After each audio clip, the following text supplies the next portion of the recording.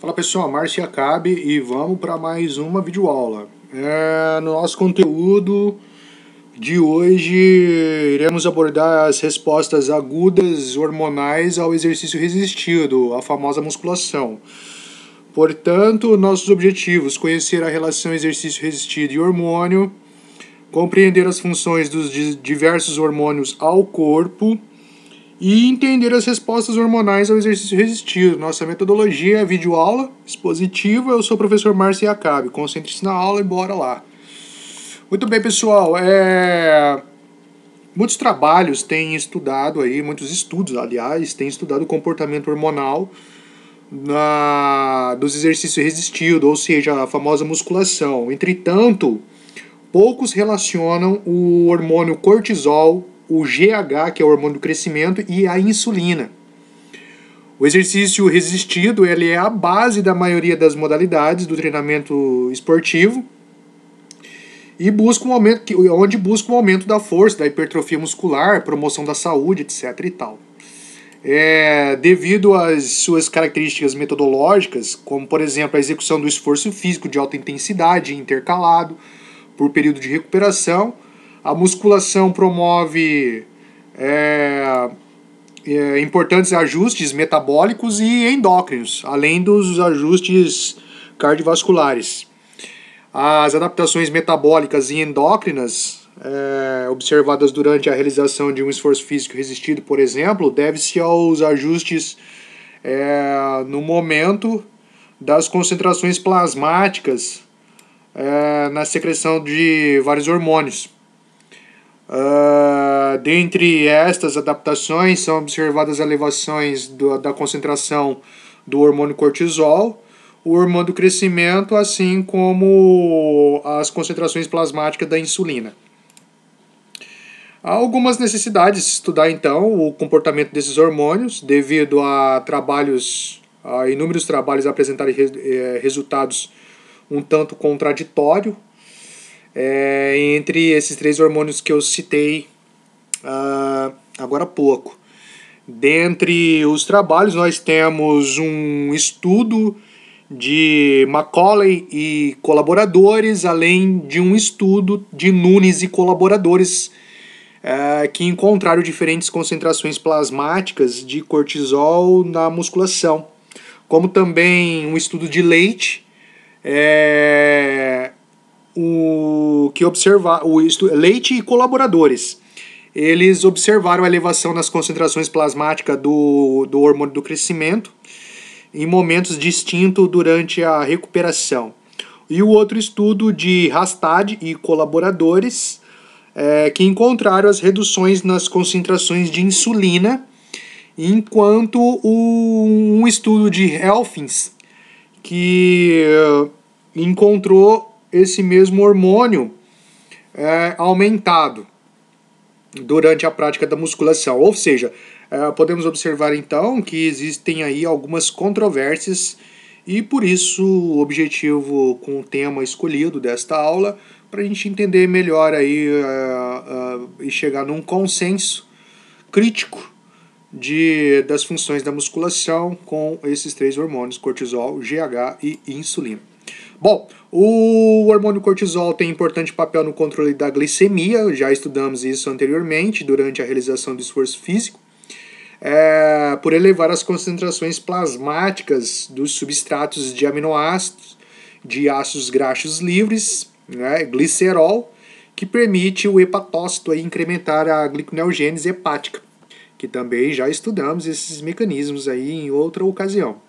Somando esses efeitos ao cortisol, diminui a entrada da glicose nos tecidos, principalmente no músculo esquelético. O GH é um importante estímulo fisiológico para a elevação das concentrações. Na verdade, o GH não, tá? É um erro aqui, só corrigindo. O exercício resistido é um importante estímulo fisiológico para a elevação das concentrações do hormônio do crescimento durante a sua prática.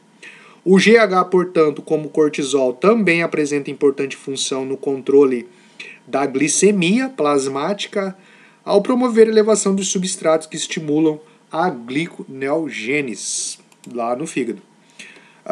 Juntamente com o cortisol GH, a insulina apresenta importante papel no controle também da glicemia, entretanto, promovendo aí os efeitos fisiológicos contrários a esses hormônios, outros dois hormônios citados anteriormente. A insulina promove a hipoglicemia ao elevar o transporte de glicose para dentro dos tecidos, onde são metabolizados ou armazenados como forma de glicogênio no fígado ou também no músculo.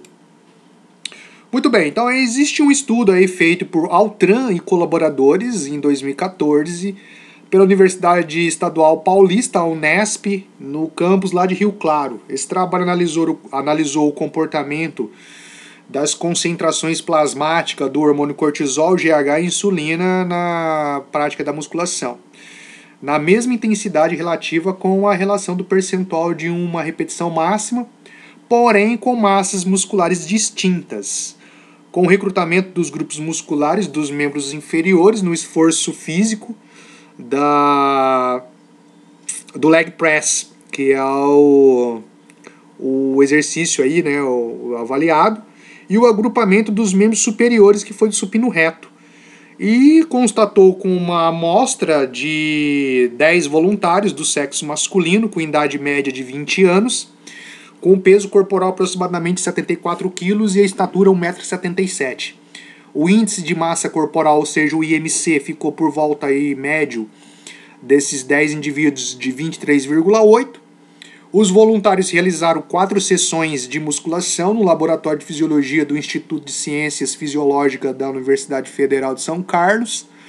As 2 primeiras sessões determinaram a carga máxima, que é o teste de carga máxima. Aí eles fizeram o reteste e as demais foram execuções dos exercícios da própria musculação, né? O leg press e o supino reto, que são os exercícios aí que foram feito aí para coleta dessas informações, consequentemente para avaliação dos resultados.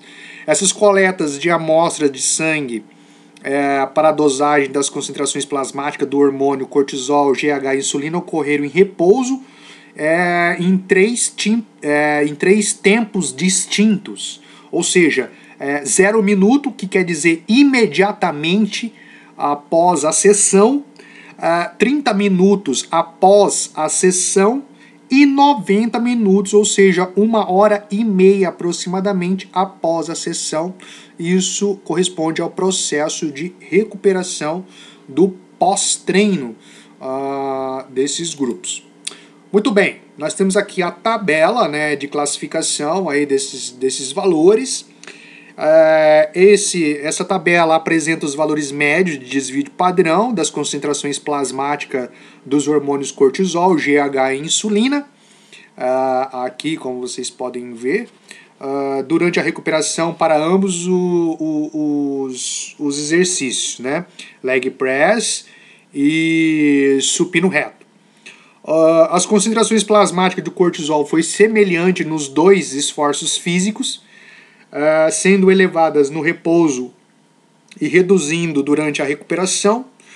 No leg press, a concentração em recuperação 90 minutos foi significativamente inferior aos momentos de pré e recuperação imediata, ali, né, 0, caracterizando uma redução das concentrações do cortisol durante a recuperação. As concentrações plasmáticas do GH foram semelhantes entre os exercícios estudados, apresentando elevação imediatamente após o término do exercício e reduzindo com a recuperação.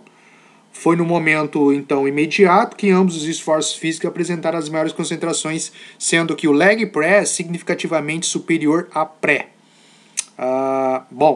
Ao final da recuperação, em 90 minutos, né, aproximadamente 1 hora, as concentrações do GH foram reduzindo aí em relação ao todo o período de estudo, principalmente no leg press. Neste exercício físico, a concentração foi significativamente inferior. O comportamento das concentrações de insulina no leg press e no supino reto foi semelhante. Elevaram durante a recuperação, apresentando maior concentração na recuperação após 30 minutos. durante toda a recuperação, né? O leg press apresentou maiores valores no supino reto. No leg press também a concentração da recuperação em 30 minutos foi significativamente maior a pré e a recuperação 90 minutos. O mesmo comportamento foi observado no supino reto, na recuperação 30 minutos, apresentava maiores concentrações superiores do que a pré e a de 90 minutos. Quais foram os resultados? O estudo então promoveu diferentes ajustes aí nas concentrações plasmáticas dos 3 hormônios durante o período de recuperação.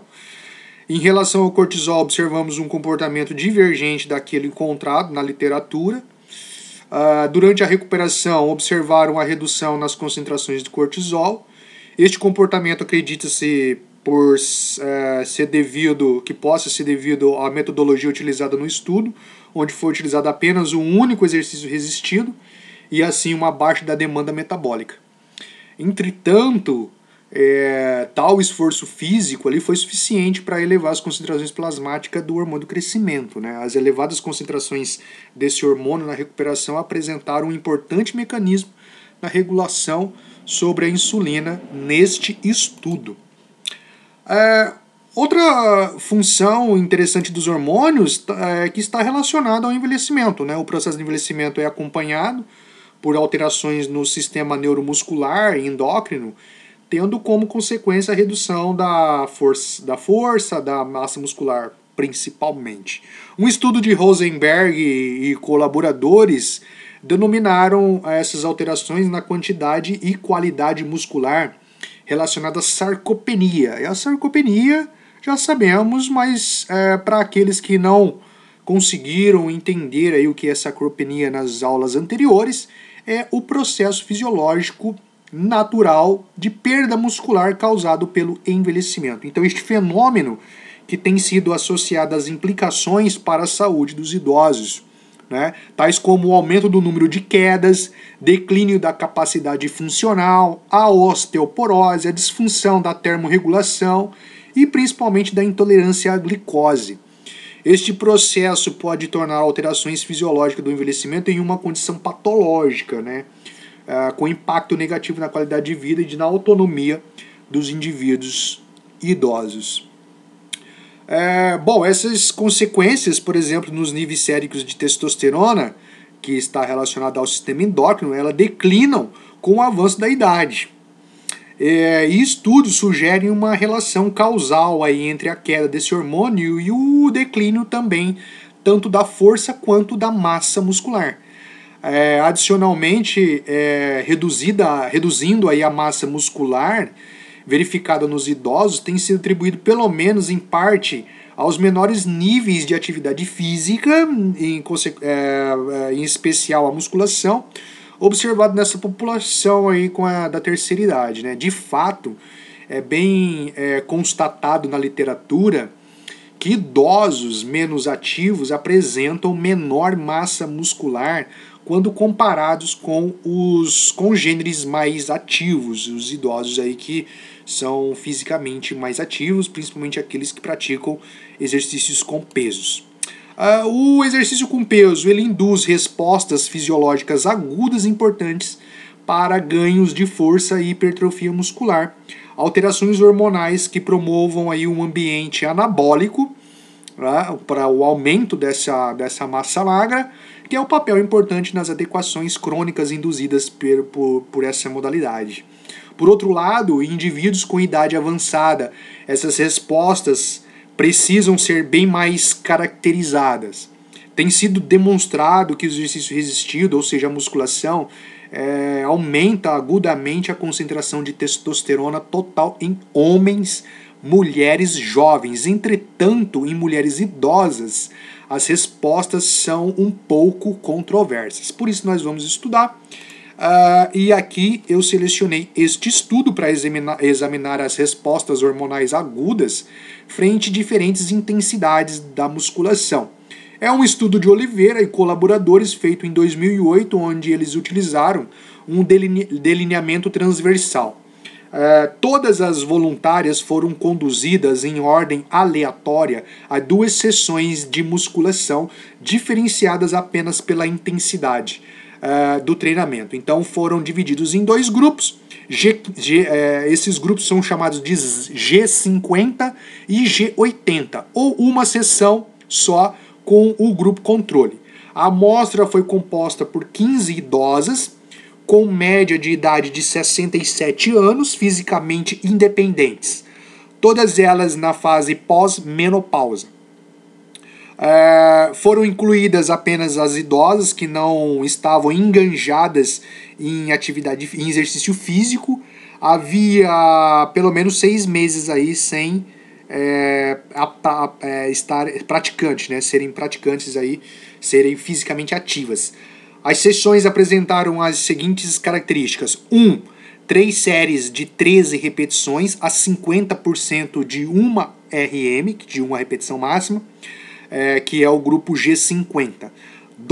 3 séries de 8 repetições a 80% de 1 RM, que era o grupo do G, considerado G80.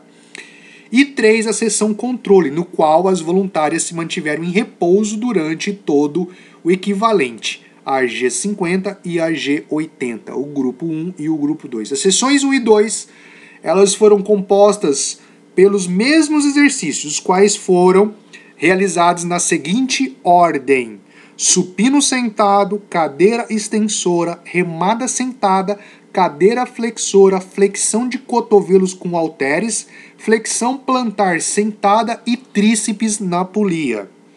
O intervalo de descanso entre as séries e entre os exercícios foi controlado para estar aí um pouco mais compreendido entre 1 minuto e 1 minuto e 20 segundos, respectivamente. Muito bem, nesta tabela, que é a tabela do estudo de forma simplificada, apresenta as concentrações dos hormônios avaliados no momento T0, T1, T2 e T3.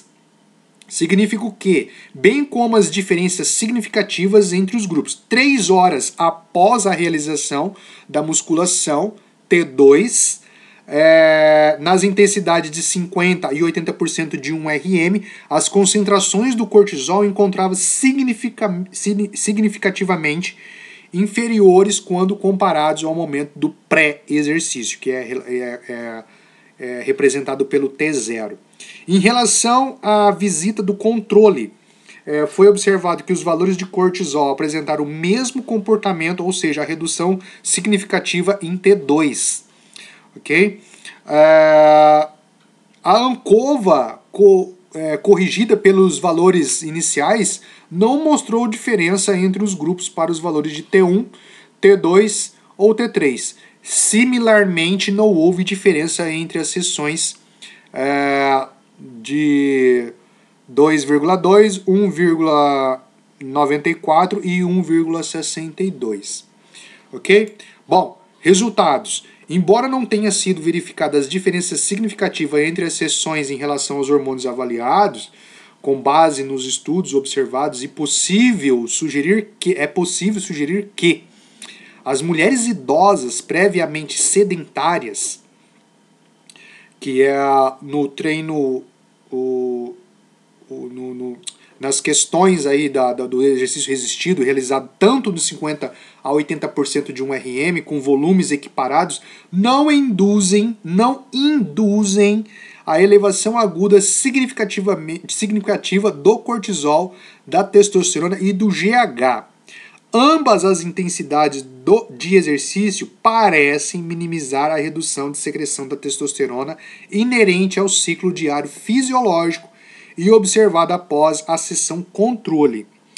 E apenas a sessão realizada a 80% de 1 RM, ou seja, a de maior intensidade, o grupo com maior intensidade, que promoveu o aumento significativo das respostas em 3 horas após o exercício. Ok? Muito bem. O que nós precisamos entender? O que é válido salientar? Que o fato de que a sessão foi realizada a 80% de um RM em idosas iniciantes para induzir uma resposta do hormônio favorável, não significa que é essa a intensidade de escolha ao elaborar programas de treinamento resistido para idosos. Como enfatizado aí pelas entidades, as diretrizes, principalmente do American College of Sport Medicine, existe uma cautela que é necessária ao progredir com a sobrecarga, e a prescrição deve ser individualizada com base no status prévio e atual do praticante.